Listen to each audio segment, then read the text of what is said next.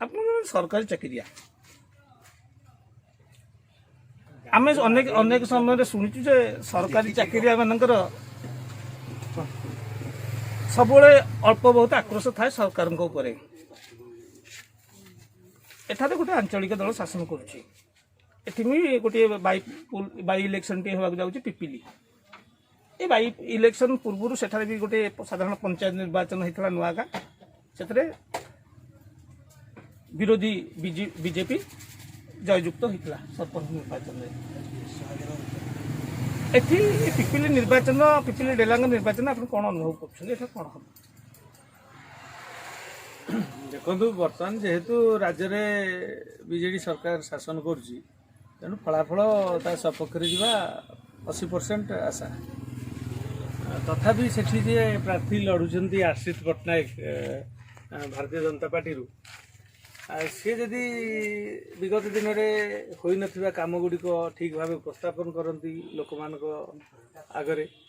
ଦେଖନ୍ତୁ, ପିପିଲି ନିର୍ବାଚନ ମଣ୍ଡଳୀ ଗୋଟେ ମୁଖ୍ୟ ଚାଷୀମାନଙ୍କ ସମାବେଶରେ ନିର୍ବାଚନ ମଣ୍ଡଳୀ। ତେଣୁ ଏପଟେ ଯେଉଁ 3 ଆଇନ କୃଷି ଆଇନରେ ଚାଷୀମାନେ ଅସୁସ୍ଥ ହୋଇପଡ଼ିଛନ୍ତି। ତେଣୁ ମୁଁ ଭାବୁନି ସେଠି ଆଶିଷ ପଟ୍ଟନାୟକ ସେମିତି କିଛି ପ୍ରଭାବ ପକାଇ ପାରିବ। ଆଉ ଓଡ଼ିଶା ସରକାରଙ୍କର ଚାକିରିଆ ମାନଙ୍କ ପାଇଁ ଯଦି କିଛି ପ୍ରୋତ୍ସାହନ ନଥାଇପାରେ ବା ସେତେଟା ନୁହେଁ, ଆଶାଜନକ ନୁହେଁ, କିନ୍ତୁ ସାଧାରଣ ଜନତାଙ୍କ ପାଇଁ କର୍ମସଂସ୍ଥାନ ବା ଯେଉଁ କାର୍ଯ୍ୟାବଳୀ ସବୁ ନିଶ୍ଚିତ ଭାବରେ ଦୃଷ୍ଟାନ୍ତ ମୁଖର। କାରଣ ଆପଣ ଦେଖନ୍ତୁ, ଆପଣ 10 ବର୍ଷ ତଳେ ଗୋଟେ ହସ୍ପିଟାଲକୁ ଯାଉଥିଲେ, ଆଉ ଆଜି ଗୋଟେ ହସ୍ପିଟାଲକୁ ଯାଆନ୍ତୁ, ଗୋଟେ ଆକାଶ ପାତାଳ ଫରକ ରହିବ। ଆଉ ତେଣୁ ଏଇସବୁ ଦୃଷ୍ଟିରୁ ଦେଖିବାକୁ ଗଲେ, ଆଉ ମାନେ ଜନ୍ମଠୁ ଆରମ୍ଭ କରି ମୃତ୍ୟୁ ପର୍ଯ୍ୟନ୍ତ ନବୀନ ପଟ୍ଟନାୟକ ମାନଙ୍କର ମୁଖ୍ୟମନ୍ତ୍ରୀଙ୍କର ବିଭିନ୍ନ ପ୍ରକାର ଯୋଜନା, ଉନ୍ନୟନମୁଖୀ ଯୋଜନା, ଯାହାକି ପ୍ରତ୍ୟେକ ଜନସାଧାରଣଙ୍କ ପାଖରେ ପହଞ୍ଚି ଯୋଜନା ନାଁରେ ଆଉ ଲୋକମାନଙ୍କୁ କର୍ମକୁଡ଼ିଆ କରାଯାଉନି। ଯୋଜନା ହୁଏତ ଯେଉଁ ମଧ୍ୟବର୍ତ୍ତୀ ଅଞ୍ଚଳର ଯେଉଁ ମଧ୍ୟବର୍ତ୍ତୀ ଯେଉଁ ମାନେ ଅଛନ୍ତି ସ୍ୱେଚ୍ଛାସେବୀ ବା ଯେଉଁ ମାଧ୍ୟମ ଦେଇକି ଯାଉଛି, ତେଣୁ ଯୋଜନା ଗୁଡ଼ିକ ଗୋଟେ ଶାବଳ ସେ ଛୁଞ୍ଚି ହୋଇପାରୁଛି, ଏଇଟା ବି ହଉଛି। କିନ୍ତୁ ଲୋକମାନେ ଦେଖନ୍ତୁ, ଗୋଟେ ଗାଁର ସ୍ୱର ମାନେ କହିଲେ ଗାଁର 5-7 ଜଣ ଟାଉଟରଙ୍କ ସ୍ୱରକୁ ବୁଝାଏ। ସାଧାରଣ ଜନତାର ସ୍ୱର ସେମାନଙ୍କ ପାଖରେ ପହଞ୍ଚି ପାରୁନି। ତେଣୁ ଯେମିତି ଏବେ କିଛି ଦିନ ତଳେ ଆପଣ ପୋଷ୍ଟ କରିଥିଲେ ଗୋଟେ ଇଲେକ୍ଟ୍ରି ଯେଉଁ କଟ୍ ହେଉଛି ନିରାକାରପୁର ଅଞ୍ଚଳରେ, ଯେଉଁଠି ସ୍ୱର ନାହିଁ ସେଠି ସେମାନେ ଜାଣିକି କଟ୍ କରିବେ। ଆଉ ଆପଣ ଜାଣିଥିବେ ଏଇ କଟ୍ କରିବା ଦ୍ୱାରା ତାଙ୍କୁ ପ୍ରୋତ୍ସାହନ ମିଳୁଛି, ସେମାନଙ୍କୁ ପୁରସ୍କାର ଦେଉଛି କମ୍ପାନୀମାନେ। କାରଣ ସେମାନେ ଆମ ଏଠି କାଟି ଦେଇକିରି ସେଠି ସେମାନେ ହାଇ ଲେବୁଲ୍ ଲୋକମାନେ ସେ ଭଲରେ ରହୁଛନ୍ତି, କମ୍ପାନୀମାନେ ସେମାନେ ନିର୍ବିଘ୍ନରେ ଦିନ ରାତି ତାଙ୍କର ଚାଲିଛି ଇଲେକ୍ଟ୍ରି। ତେଣୁ ଏଇ ଯେଉଁ ଜିନିଷ ସାଧାରଣ ଜନତାର ସ୍ୱରଟାକୁ ଉତ୍ତୋଳନ କରିବା ବହୁତ କଷ୍ଟକର। ଆଉ ବାକି ରହିଲା ପିପିଲି ନିର୍ବାଚନ। ଯଦି ପିପିଲି ନିର୍ବାଚନରେ ତାଙ୍କ ମା ଆଉ ତାଙ୍କ ଭଉଣୀ ମାନେ ନିର୍ବିକାର ଭାବରେ ବା ପୁରା ସମ୍ପୂର୍ଣ୍ଣ ଉତ୍ସର୍ଗିତ ହେବେ, ତାହେଲେ ଫଳାଫଳ ବିଜେଡି ସପକ୍ଷରେ ଯିବ। ଆଉ ଯଦି ସେଇଭଳି କିଛି ହୁଏ, ବ୍ୟତିକ୍ରମ ହୁଏ, ତାହେଲେ ଆଶିଷ ପଟ୍ଟନାୟକ କହିହେବନି ବାଡ଼ି ବୁଲେଇ ପାରନ୍ତି। ସର୍ବଶେଷରେ ଆପଣଙ୍କୁ ମୋର ଗୋଟିଏ ଶେଷ ପ୍ରଶ୍ନ, ମୋତେ ତାର ଉତ୍ତର ଦିଅନ୍ତୁ ଯେ ଧର୍ମ ଭିତ୍ତିକ ଯେଉଁ ରାଜନୀତି ଚାଲିଛି, ବିକାଶର ସ୍ୱରର ପ୍ରତିବଦଳରେ ଏହା ଭାରତୀୟ ଗଣତନ୍ତ୍ର ପାଇଁ ଶୁଭଙ୍କାରୀ କି? ନା, ଧର୍ମ ଦେଖନ୍ତୁ, ବର୍ତ୍ତମାନ ମୋଦିଜୀଙ୍କର ନୀତି ଆପଣ ଲକ୍ଷ୍ୟ କରନ୍ତୁ। ଯେତେବେଳେ ତାଙ୍କର ଗୋଟେ ଇଲେକ୍ସନ ଆସେ, ସେତେବେଳେ ଗୋଟେ ଯୁଦ୍ଧର ଚକ୍ରବ୍ୟୂହ ରଚନା ହୁଏ।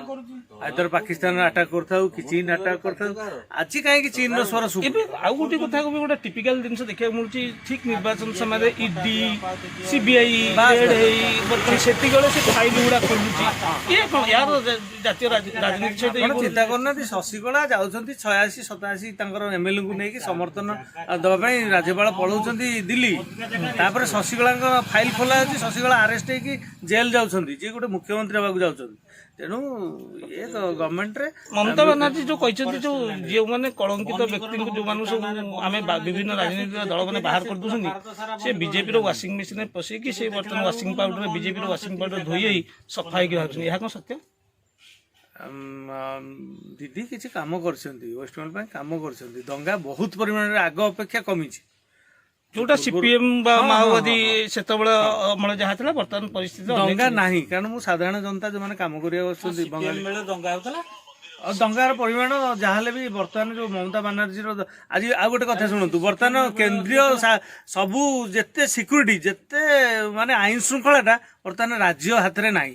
ରାଜ୍ୟ ପୋଲିସ ୱିଡ୍ର ହେଇଯାଇଛନ୍ତି ଆଉ କେନ୍ଦ୍ରୀୟ ପୋଲିସ ସେଠି ମୁତୟନ ହେଇଛନ୍ତି। ଏହାର କାରଣ ବି ଆପଣ ଅନୁଧ୍ୟାନ କରନ୍ତୁ, କେତେଟା ରାଜ୍ୟରେ କେନ୍ଦ୍ରୀୟ ଫୋର୍ସ ମୁତୟନ ହଉଛନ୍ତି, କାହିଁ ଉତ୍ତରପ୍ରଦେଶ ତ ହେଇପାରିଲାନି, ଆଜି ମମତା ବାନାର୍ଜୀଙ୍କ କ୍ଷେତ୍ରରେ କାହିଁକି ହେଲା, କାଲି ଓଡ଼ିଶା ସରକାର କ୍ଷେତ୍ରରେ ସେ ହେବ। କିନ୍ତୁ ଏଇଟା ଠିକ୍ ନୁହେଁ। ଗୋଟେ ରାଜ୍ୟର ଯୋଉ ତାର ପ୍ରକୃତ କ୍ଷମତାଟାକୁ ପ୍ରତ୍ୟାହାର କରିନେବା ଜମା ଠିକ୍ କଥା ନୁହେଁ। ସର୍ବଶେଷରେ ଆପଣଙ୍କର କ'ଣ ରହିବ ଆଜିକାର ଏଇ ଯୋଉ ସମାଜକୁ କ'ଣ ବାର୍ତ୍ତା ରହିବ ରାଜନୈତିକ ବ୍ୟକ୍ତିତ୍ୱ ରାଜନୈତିକ ଦଳମାନଙ୍କର ନୀତି ଆଦର୍ଶକୁ ନେଇକି?